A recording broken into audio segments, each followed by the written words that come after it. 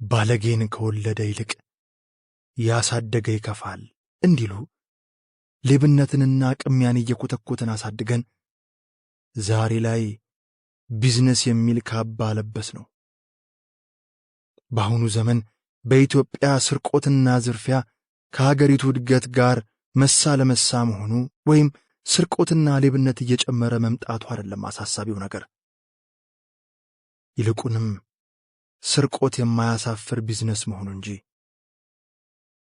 በአንድ ወቅት ዶክተር ክብረ በዓል እንዲህ ብሎኝ ነበር። በስርቆት በጎ ነገር መስራት አይቻልም። የተዘረፈን ሀብት መመጽወት አይቻልም። በተዘረፈ ሀብት ቤተ መቅደስ ወይም ቤተ መስጊድ ሰርቶ መጽደቅ አይቻልም። አትስረቅ ያለን አምላክ ሰርቀን መሥዋዕት አድርገን ብናቀርብለት የስርቆታችን ተባባሪ እንዳደረግነው ይቆጠራል። ሰርቆና ዘረፎ ጽድቅ ያማረው ወይም የጸጸተው ቢኖር ለባለቤቱ መመለስና ንስሐ መግባት እንጂ ለቤተ እግዚአብሔር ወይም ለድሆች በመስጠት ሕሊናን ማንጻት አይችልም። አፍሪካ ውስጥ ሮቢን ሁዲዝም አይሠራም። ሲጀመር የምትዘርፈው ከድሆች ላይ ነውና።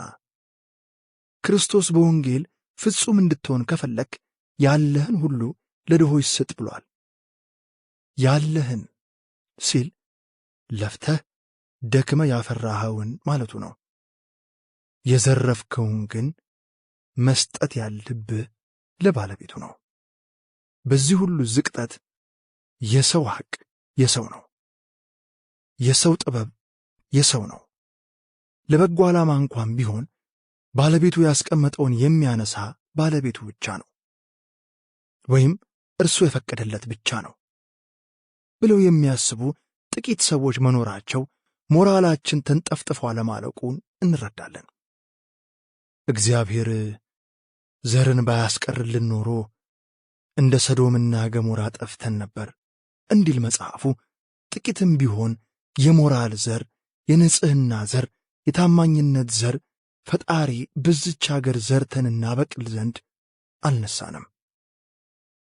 ይህን ሁሉ የንጽሕና ተግባራቸውን ከነባራዊው ዓለም ጋር ሳወዳድር ቆይቼ ለምን አደከሙኝ ብዬ ማኩረፌን አስታውሼ እኔ አፈር ለሚበላው ጉልበቴ ስሳሳ እነሱ ለዘላለማዊ ጻዕዳ ነፍሳቸው ይጨነቁ ኖሯል።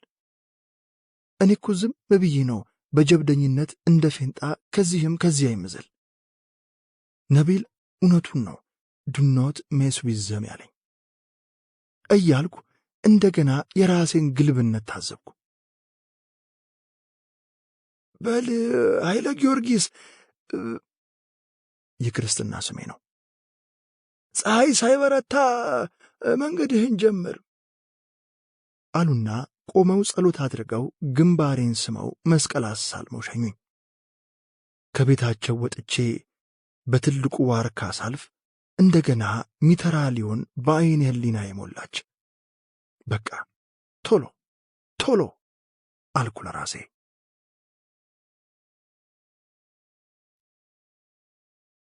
ምዕራፍ 18 ካደርንበት ሆቴል በረንዳ ላይ ሲንቆራጠጥ የቆየውን ነቢልን አሳፍሬ አቧራማውን መንገድ እያስጨስን ወደ ባህር ዳር መጓዝ ጀመርን። እኔና ነቢል አንድ ሙሉ የጉዞ ክብ ልንደፍን ትንሽ ይቀረናል። ከተወሰኑ ሰዓታት በኋላ መንገድ ላይ አባ መዓዛ ቅዱሳንን በእርሱ አጠራር ኬብሩን እንደምናገኘው ለነቢል ስነግረው ደስታው መጠን አጣ። እውነትህን ነው ወንድም ሲሳይ አለኝ።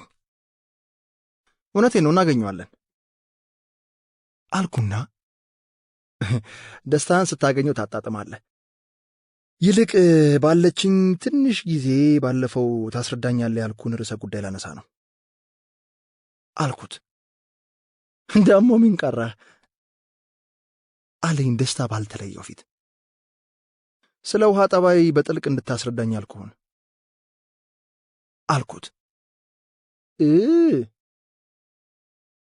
አለና እስኪ አንተ መጀመሪያ ከኢኮሎጂ አንጻር ስለ ውሃ ያለህን ግንዛቤ ንገረኝ አለ።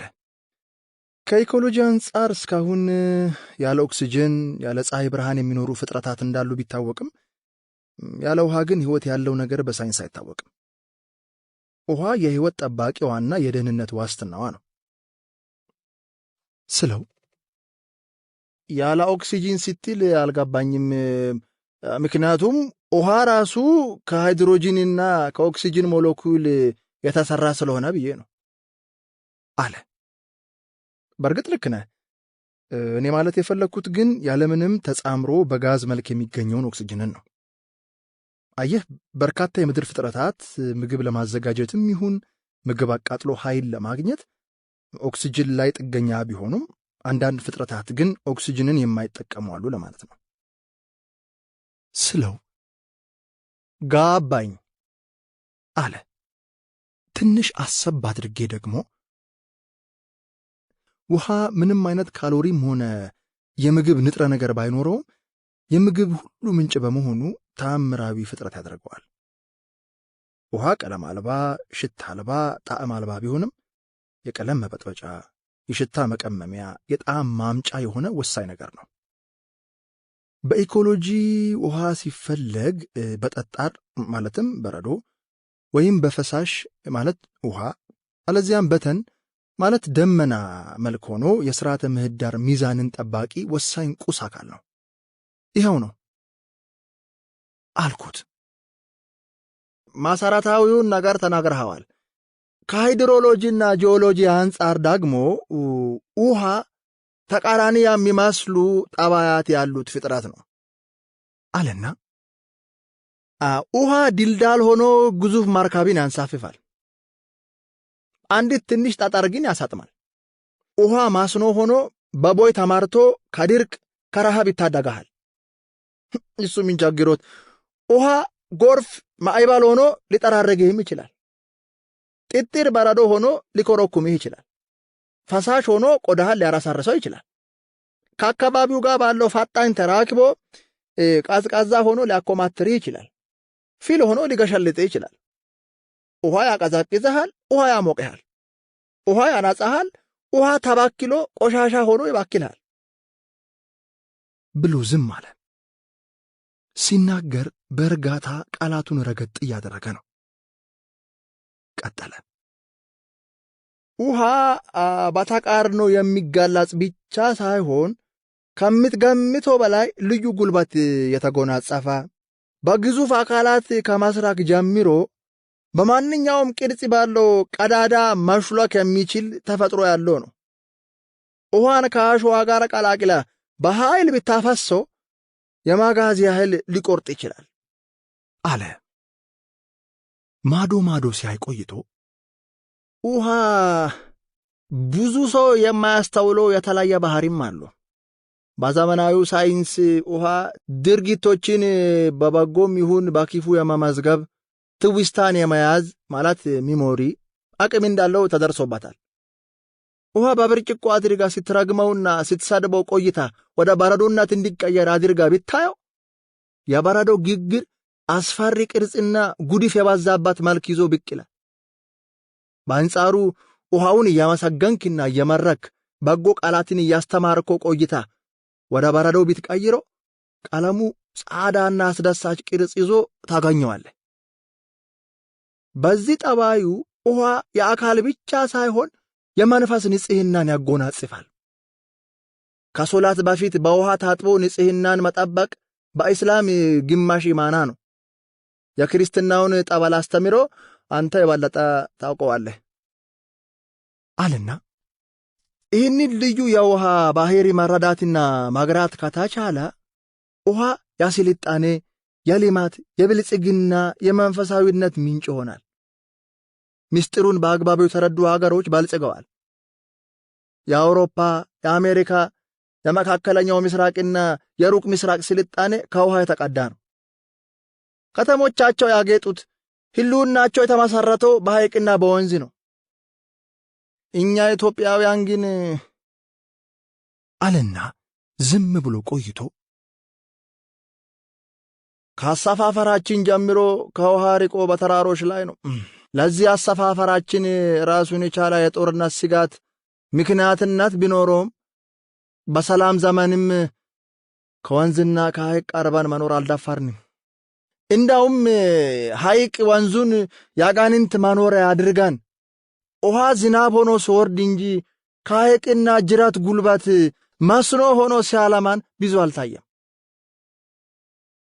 በእርግጥ የኦርቶዶክስ ቤተክርስቲያን በየዓመቱ በዓለ ጥምቀትን በውሃ አካባቢ ውሃን በመባረክና በመቀደስ ሕዝቡ በውሃ እየተራጨ ከውሃ የሚገኝ ጸጋ የምትዘክር ቢሆንም እንዲሁም በኦሮሞ ባህል በየዓመቱ ኢሬቻን በውሃ ዳር በማክበር ለውሃ ክብር ማሳየት ያለ ቢሆንም በዕለት ተዕለት ኑሯችንና ተግባራችን ግን ለውሃ ክብር ስንሰጥ አይታይም።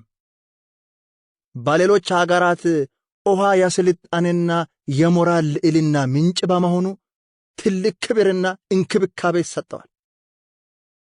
አንዳንዴ እንዳውም ሞኝነት የሚመስል ክብርና ከለላ ይሰጠዋል። አንዳንድ ጊዜ አክብሮቱ በማህበረሰብ እሴትና ወግ ብቻ ሳይሆን በፖለቲካውም የተደገፈ ይሆናል። ለዚህ አንድ ምሳሌ ልስጥህ አለና ፈገግ ብሎ ዝም ሲል የኔም ጉጉት ጨመረና ንገረኝ እንጂ አልኩት። እንደ አውሮፓውያን አቆጣጠር በ2018 ዓመተ ምህረት ሸራይን አብደል ዋሂድ የተባለች የግብጽ ታዋቂና ተወዳጅ ዘፋኝ የተባበሩት አረብ ኤሚሬትስ ውስጥ ታላቅ ኮንሰርት ተዘጋጅቶላት ታዋቂ የሆነውንና ስለ አባይ ወንዝ ግርማና ፍቅር የሚያወሳውን ዘፈኗን ለአድናቂዎቿ ታቀናቅናለች።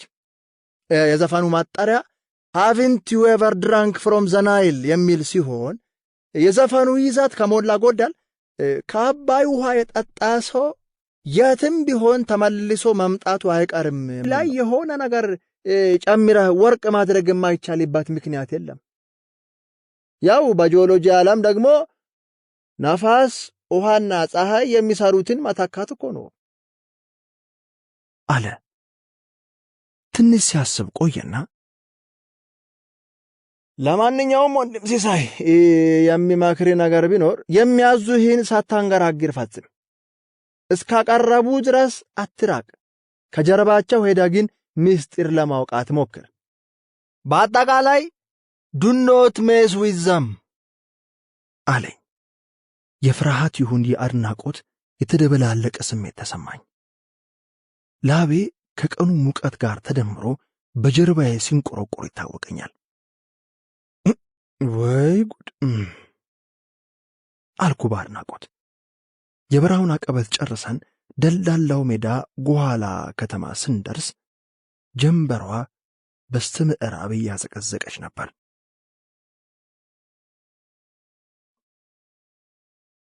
ምዕራፍ 17 ቀጥ ያለውን ተራራ ወጥቼ በቀጥታ የሄድኩት ባለፈው ጊዜ ሚተራሊዮን ኩርምት ብላ ተቀምጣ ለመጀመሪያ ጊዜ ወዳየሁበት ዋርካ ነበር። ነገር ግን ዛሬ የለችም። ፈጠን ብዬ ወደ አባ አካል ወልድ ቤት ዘው ብዬ ገባሁ።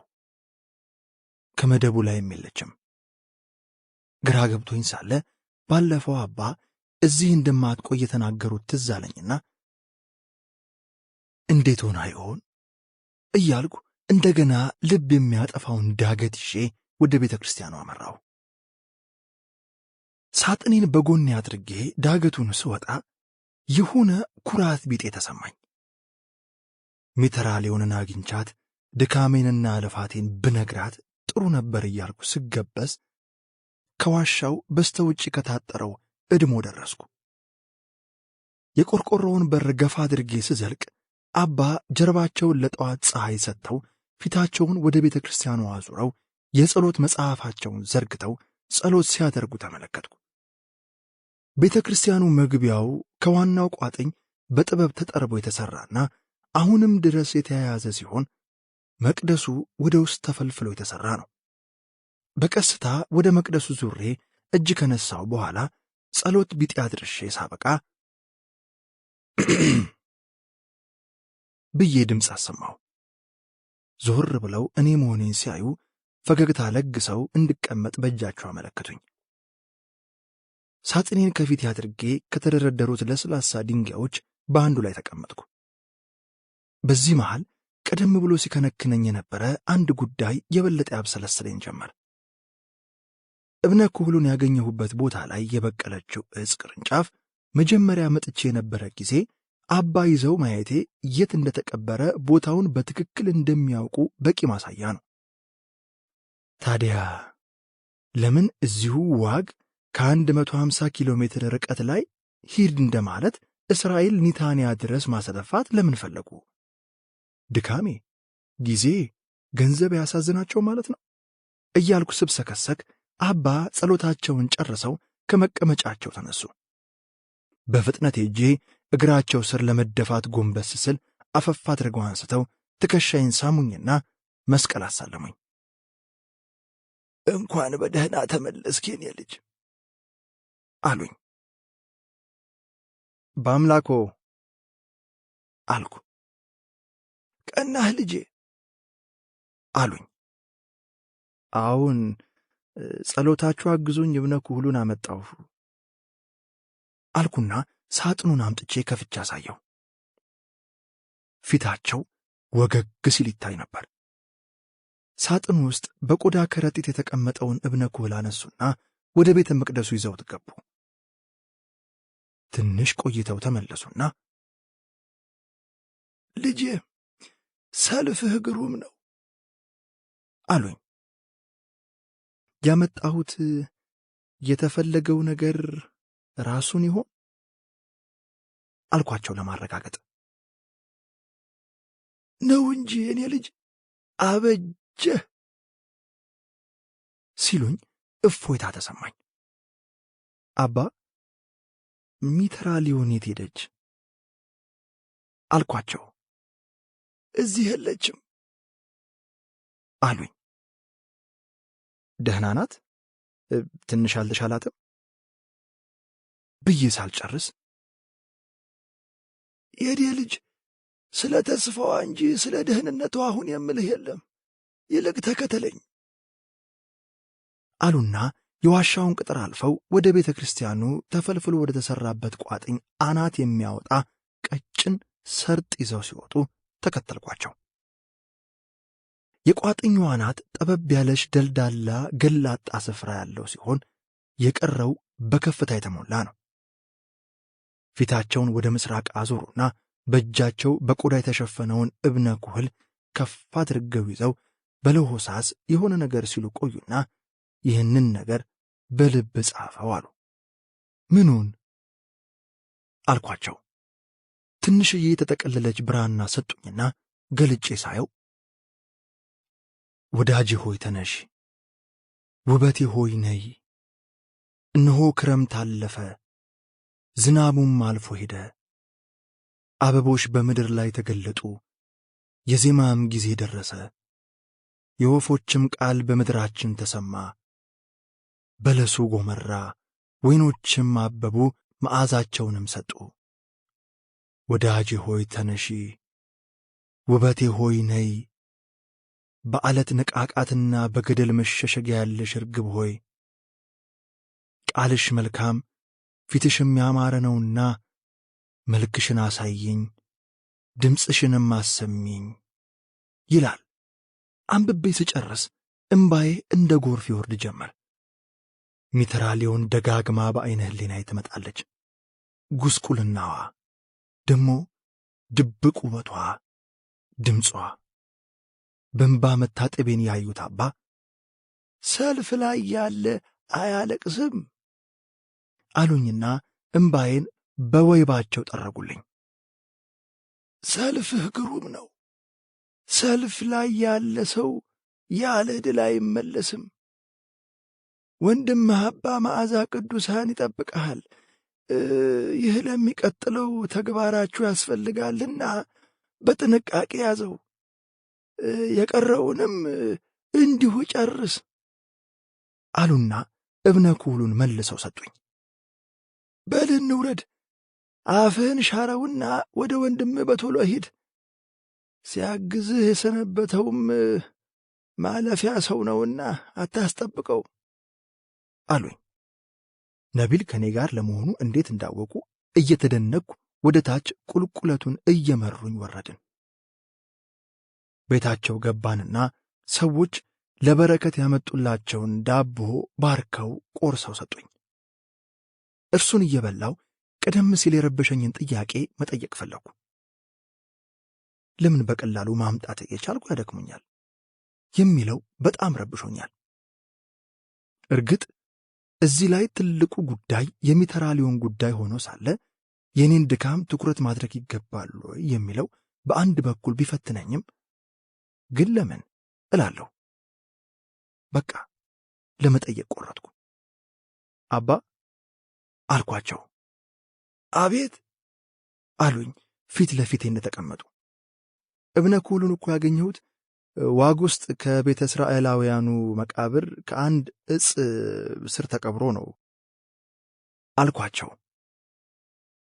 ይሆናል እንጂ አሉኝ።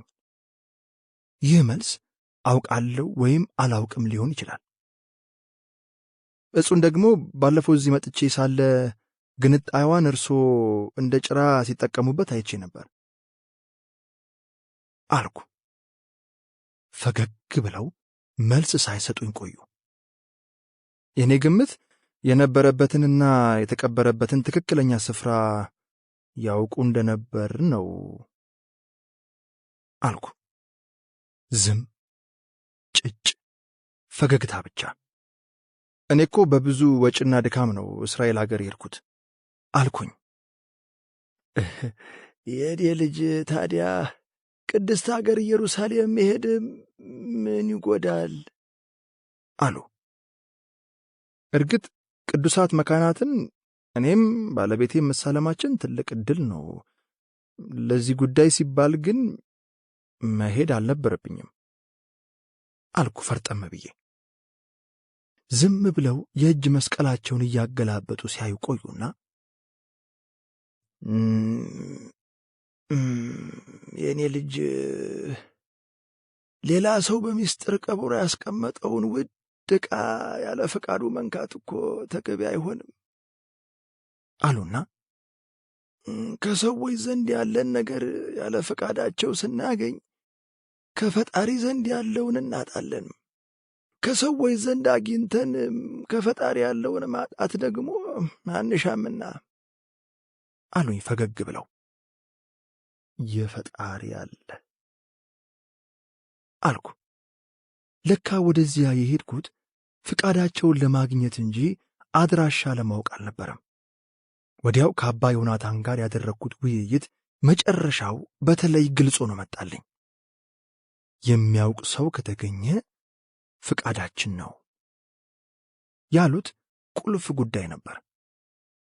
ሰው ያልደከመበትንና ያለፋበትን ንብረትም ሆነ ማንኛውም ሀብት ማንቁርቱን ይዞ መሳሪያ ደግኖ በሚዘርፍበት ዓለም ለዘመናት መሬት ውስጥ የተቀበረን ማዕድን ለመጠቀም ፍቃድ ለማግኘት ብዙ ሺህ ኪሎ ሜትሮች አቋርጦ መልእክተኛ መላክ ከፍ ያለ የሞራል ልዕልና ይጠይቃል።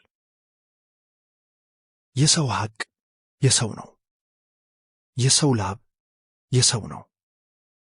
የሰው የአእምሮ ውጤት የሰው ነው የሚለውን ለማክበር የሄዱበት ርቀት እነዚህ ሰዎች ራሳቸውን ለማንጻት ምን ያህል እንደሚተጉ ማወቅ ያስደምማል። የሰው የአእምሮ ውጤት የሆነን ድርሰት ያለ ፍቃድ ኮፒ እያደረገ የሚበትን በስንት ጭንቅ ሌሊቶች የተወለደን ፊልምና ሙዚቃ በአንድ ቀን እያራቡ በማከፋፈል ደራሲንና አሳታሚን ባዶ እጅ የሚያስቀሩ የቀን ዘራፊዎች በሞሉባት አገር እንዲጠብቁና እንዳያስተዳድሩ የተሰጣቸውን የመንግሥትና የሕዝብ ሀብት ዘርፈው በጠራራ ፀሐይ መሃል ከተማ ሕንፃ ገንብተው ወዳጅ ዘመዶቻቸው እያጨበጨቡላቸው በኩራት ሲንጎማለሉ በሚታይባት አገር መሬት ውስጥ ተቀብሮ ለዘመናት የቆየን ነገር ያውም ባለቤቶቹ ትተውት ሀገር ቀይረው መሄዳቸው እየታወቀ ፍቃድ መጠየቅ ምን አይነት የሞራል ልዕልና ነው ያስብላል። በአሁኑ ወቅት እንኳን መሬት ውስጥ ሜዳ ላይ የተቀበረን ሀብት ይቅርና ለአይን ጥቅሻ ዞር ስትል ኪስህ ዘው ብሎ የሚገባ አጥር ቅጥርህን ዘሎ ካልሰማ ሰርቆ ከሰማህ አስፈራርቶ የሚቀማ በሞላበት አገር ሜዳ ላይ የተቀበረን ሀብት ሳላስፈቅድ ብሎ ባህር አቋርጦ መልእክተኛ የሚያስልክ እንዴት ያለ የሞራል ከፍታ ነው! ሰዎች ለፈጣሪ ፍቅርና ክብር ሲሉ ስማቸው እንዳይጠቀስ ማንነታቸው እንዳይታወቅ ብለው በሚስጥር የለገሱትን መባና አስራት ያለ ኀፍረት ሙዳየ ምጽዋት ገልብጦ የሚወስድ የሃይማኖት ሰው ነኝ ባይ በሞላበት አገር የእነዚያ አባቶች ንጽሕና እንደምን ያለ ነው! በሕግና በሞራል ትርጉም ስርቆት ማለት የሌላ ሰው የሆነን ነገር ያለ ባለቤቱ ፍቃድና ዕውቅና እንዲሁም የሕግ ፍቃድ ውጪ በጉልበት ወይም ሳይታወቅ መውሰድ ማለት ነው። የሌላ ሰው የሆነን ነገር ሲባል ዕቃ፣ ዕውቀት፣ ንብረት፣ ሐሳብ ሊሆን ይችላል። ወይም ህንዶች እንደሚሉት ጉዳዩ የዱባ ፍሬ ወይም አልማዝ ፍልቃቂ ሊሆን ይችላል። ስለ ስርቆት ስናወራ ኪስ የሚያውልቀውን፣ ቤት የሚሰረስረውን፣ በረት የሚገለብጠውን መናጢ ድሃና ተራ ዱርዬ ብቻ የሚመለከት ይመስለናል። በአሁኑ ሰዓት ሌቦች ባለኮትና ከረባት፣ ባለቆብና ቀሚስ፣ ባለኒሻንና ማዕረግ ሆነዋል። ሌብነት ቢዝነስ ሆኗል። የሚያሳፍር ሳይሆን በወዳጅ ዘመዶችህ እንደ ብልጥና ቀልጣፋ የሚያስቆጥር ሆኗል። ዘርፈህ ቤት ብትሠራ ይጨበጨብልሃል። ሰርቀ ብትመጸውት ትመረቃለህ። 100 ሚሊዮን የሀገር ሀብት ዘርፈህ 1 ሚሊዮን ለቤተ ክርስቲያን ወይም ለቤተ መስጊድ ብትሰጥ ምእመናን እልል በሉላቸው ይባልልሃል። ቢሊዮን አጭበርብረህ መልሰ ሚሊዮን ለመንግሥት ፕሮጀክት ስትለግስ ከሀገሪቱ ባለሥልጣን ጎን ተቀምጠህ የቁርጥ ቀን ልጅ ትባላለህ። ገንዘብ መያዝክን እንጂ ከየት አመጣኸው የሚል የለምና ትከበራለህ። ሌቦች ዘርፈው ቀጥፈው የሠሩትን ቤት፣ የገዙትን መኪና፣ የከፈቱትን ድርጅት መጸየፍ ሲገባን እያጨበጨብን እንመርቅላቸዋለን።